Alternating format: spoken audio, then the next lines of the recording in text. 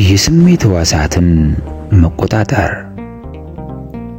አባታችን አቡነ አትናቴዎስ ዘእስክንድር እንዳስተማሩት ባህታዊ ቴዎፋን የሰውን ነፍስ በንጉስ የሚመስል ሲሆን ስጋውን ደግሞ በንጉስ ቤተ መንግስት ይመስለዋል። ይህ ቤተ መንግስት 5 መስኮቶችና 1 በር አለው። እነዚህ 5 መስኮቶች 5ቱ የስሜት ሕዋሳት ናቸው። በሩ ደግሞ አእምሮ ነው።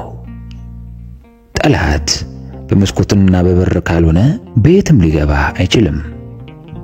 እነዚህ ከተዘጉ ጠላት ለመግባት አይችልም።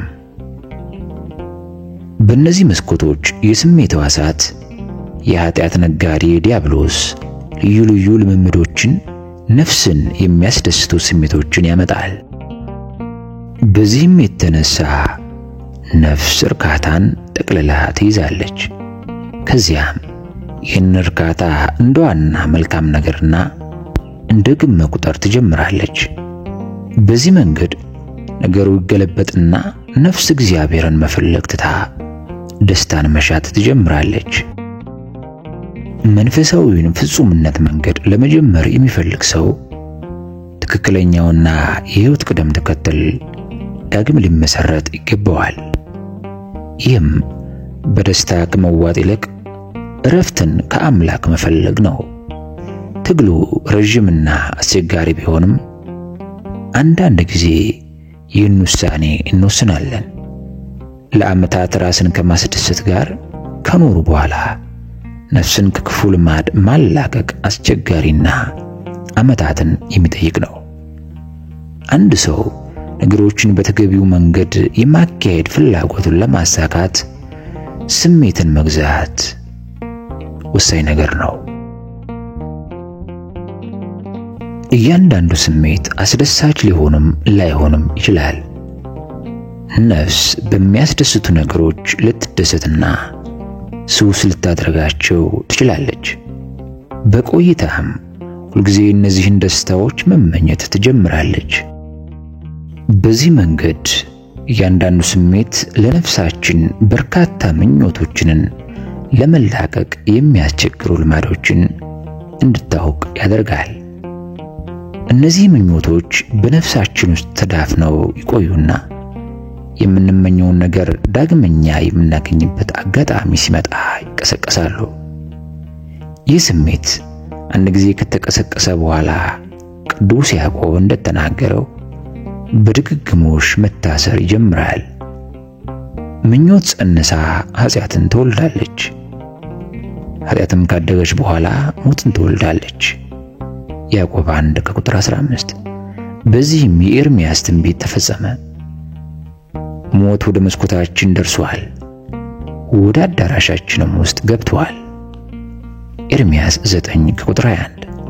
ይህም ማለት ሞት በስሜቶቻችን ውስጥ አልፎ ወደ ነፍሳችን ይገባል ማለት ነው። ስሜትን መግዛት 2 እጥፍ ጠቀሜታ ያለው ነገር ነው። ስሜቶቻችንን የምንጠብቀው በጎጂ ነገሮች ከመማረክ ከመወሰድ ብቻም አይደለም። ይልቁንም በእያንዳንዱ ፍጥረትና በእያንዳንዱ ነገር ስሜታችን እንዲማረክና እንዲመስጥ ማድረግም የለብንም።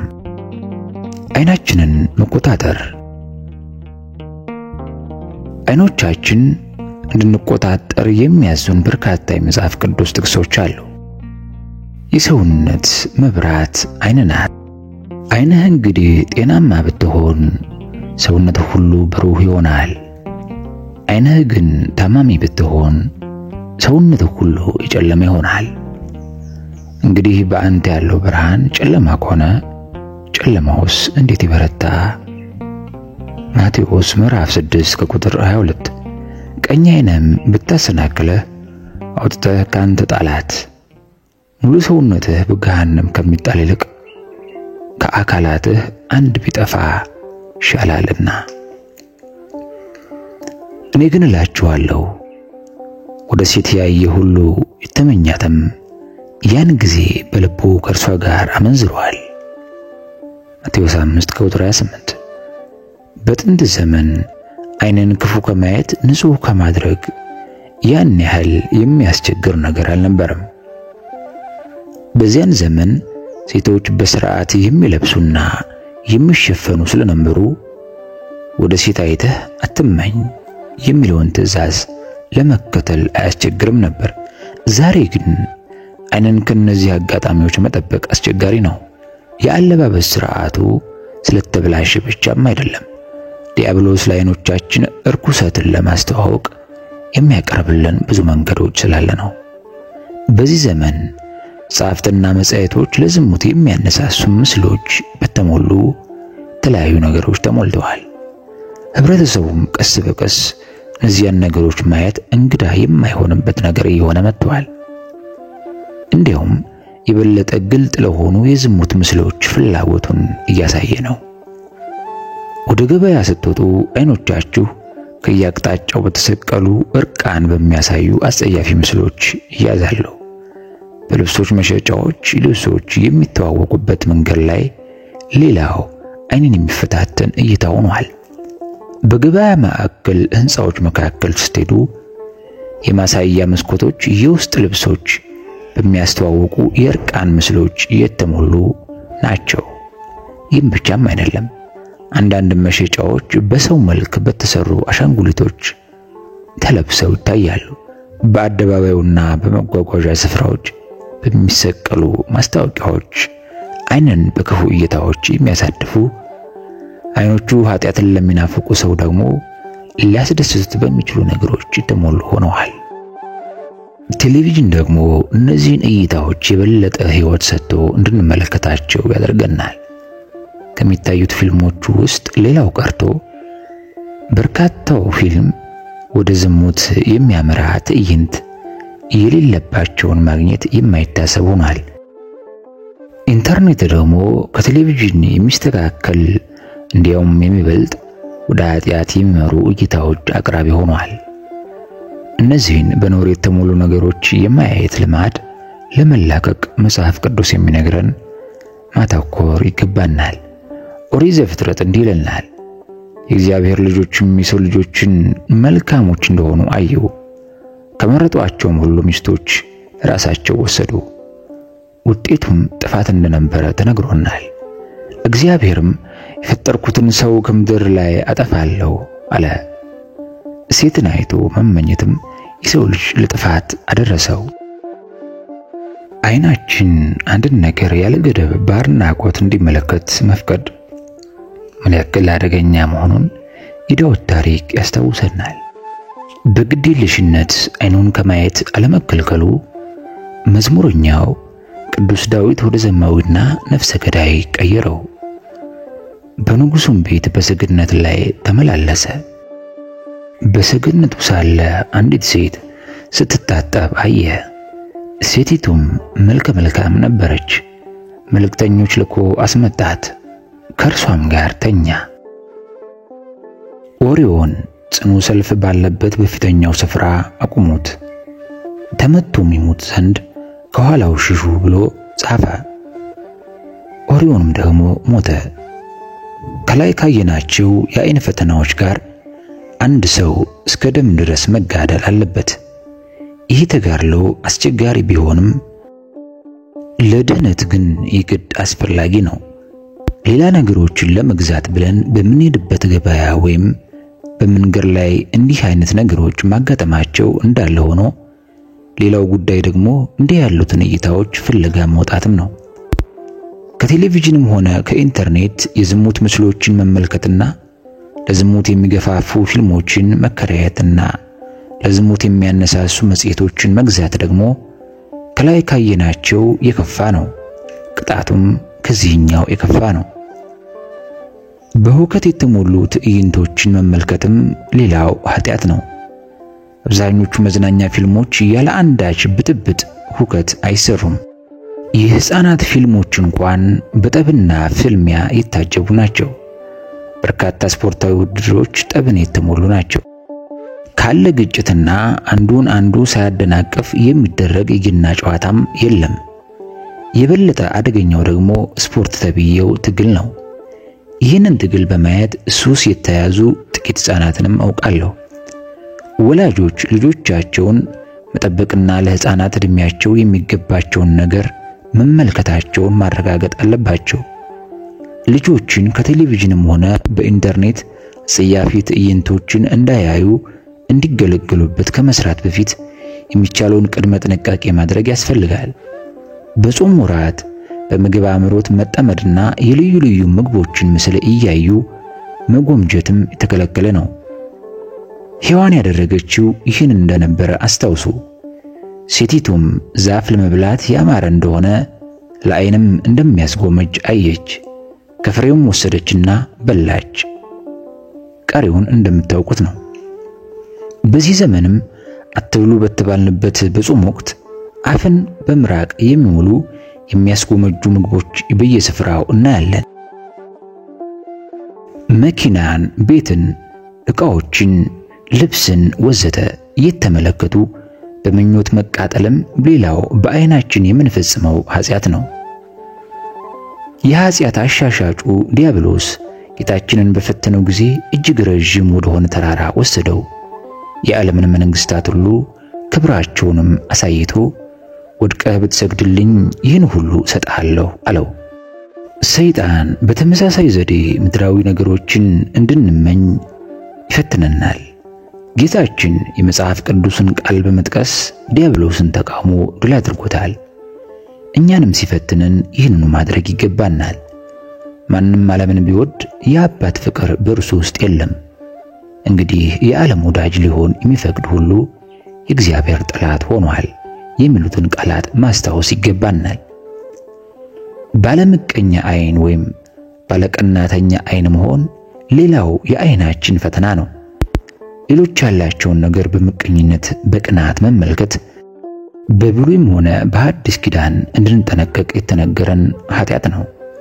መጽሐፈ ኢዮብ ሰነፍን ቅናት ያጠፋዋል ይላል። ለወይኑ አትክልት ስፍራ ሰራተኞችን ሊቀጥር ማልዶ የወጣው የባለቤቱ ሰው ምሳሌም ቀናተኛ ሰው በእግዚአብሔር ዘንድ ምን ያህል የተጠላ እንደሆነ የሚያሳይ ምሳሌ ነው። ሰራተኞችንም በቀን 1 ዲናር ተስማምቶ ወደ ወይኑ አትክልት ሰደዳቸው። በ3 ሰዓትም ወጥቶ ሥራ የፈቱ ሌሎችን በአደባባይ ቆመው አየ። እነዚያንም እናንተ ደግሞ ወደ ወይኔ አትክልት ሄዱ፣ የሚገባውንም ሰጣችኋለሁ አላቸው። እነርሱም ሄዱ። ደግሞም በ6ና በ9 ሰዓት ወጥቶ እንዲሄዱ አደረገ። በ11ኛው ሰዓት ወጥቶም ሌሎችን ቆመው አገኘና ሥራ ፈታችሁ ቀኑን ሁሉ በዚህ ስለምን ትቆማላችሁ አላቸው። የሚቀጥረን ስላጣን ነው አሉት። እርሱም እናንተ ደግሞ ወደ ወይኔ አትክልት ሄዱ፣ የሚገባውንም ትቀበላላችሁ አላቸው።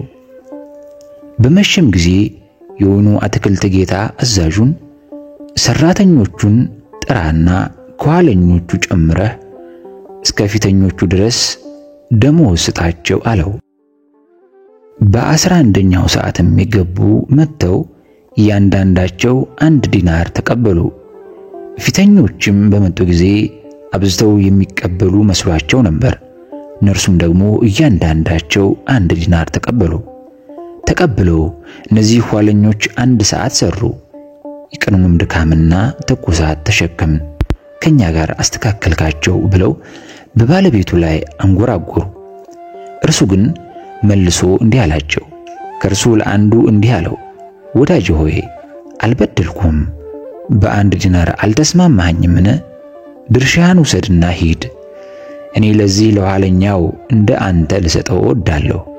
በገንዘቤ የወደድኩትን አደርግ ዘንድ መብት የለኝምን? ወይስ እኔ መልካም ስለሆንኩ ዓይንህ ምቀኛ ናትን? ይላል። ዓይንህ ምቀኛ ናትን? ብዙ ሰዎች ከእግዚአብሔር እጅግ የራቁ ሰዎች እንዴት በሕይወታቸው መልካም ነገሮች ያገኛሉ ብለው ጠይቃሉ።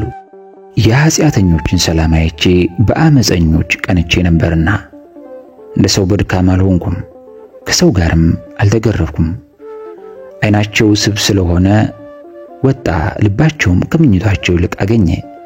እነሆ እነዚህ ኃጢአተኞች ይደሰታሉ፣ ሁልጊዜም ባለጠግነታቸውን ያበዛሉ። ከነዚህ ሁሉ የውትወታ ጥያቄዎች በኋላ እግዚአብሔር ፍጻሜያቸውን አሳየው። እንዲህም ሲል ነገረው፣ ወደ እግዚአብሔር መቅደስ እስክገባ ድረስ ፍጻሜያቸውንም እስካስተውል ድረስ በድጥ ስፍራ አስቀመጥካቸው፣ ወደ ጥፋትም ጣልካቸው። እንዴት ለጥፋት ሆኑ! በድንገት አለቁ፣ ስለ ኃጢአታቸውም ጠፉ። በእግዚአብሔር ዘንድ ኢፍትሐዊነት የለም። ለዘላለማዊ ሕይወት የሚያስፈልጋቸው ምግባር አለመስራትን የሚመርጡ ሰዎች በዚህ ሕይወት የድርሻቸውን ይሰጣቸዋል። መጽሐፍ እንደሚል አቤቱ ከሰዎች እድል ፈንታቸው በሕይወታቸው ከሆነች ከዚህ ዓለም ሰዎች በእጅህ አድነኝ። ከሰወርከው መዝገብ ሆዳቸውን አጠገብክ። ልጆቻቸው ብዙ ናቸው፣ የተረፋቸውንም ለሕፃናቶቻቸው ያተርፋሉ። እኔ ግን በጽድቅ ፊትህን አያለሁ፣ ክብርህን ሳይ ጠግባለሁ። የባለጸጋው ሰውና የአልዓዛር ታሪክም ሌላ ምሳሌ ነው። ባለጸጋው ሰው አብርሃምን አብርሃም አባት ሆይ ማረኝ፣ በዚህ ነበልባል እሰቃያለሁና የጣቱን ጫፍ በውሃ ነክሮ ምላሴን እንዲያበርድልኝ አልዓዛርን ስደድልኝ ሲለው አብርሃም ልጅ ሆይ አንተ በሕይወትህ ሳለህ መልካም እንደተቀበልክ አስብ፣ አልዓዛርም እንዲሁ ክፉ። አሁን ግን እርሱ በዚህ ይጽናናል፣ አንተም ትሰቃያለህ ሲል መልሶለታል። ዓይናችንን በተገቢ መንገድ መጠቀም አለብን። አንድ ሰው ራሱን ማስለመድ ያለበት ክፉ ነገሮችን አለማየትና አለመመኘትን ብቻም አይደለም። በእያንዳንዱ ሰውና በእያንዳንዱ ነገር ውስጥ አምላኩን ማየትን መልመድ አለበት። ይህንን እንዴት ማድረግ እንደምንችል የሚያስረዱ ምሳሌዎችን በበረሃው አባቶች ታሪክ ውስጥ እናገኛለን። አንድ መነኩሴ ወደ እስክንድሪያ ከተማ መልእክት እንዲያደርስ አበምኔቱ ላኩት። ሲመለስ መነኮሳቱ ጠየቁት፣ እስክንድሪያ እንዴት ናት አሉት። እርሱም እንዲህ ብሎ መለሰላቸው፣ በእስክንድሪያ ምንም ነገር የማየት ተልእኮ አልነበረኝም። አንድ ጉዳይ ሊፈጽም ነበር ሄደው፣ ሌላ ምንም ነገር ማየት አልፈለገም።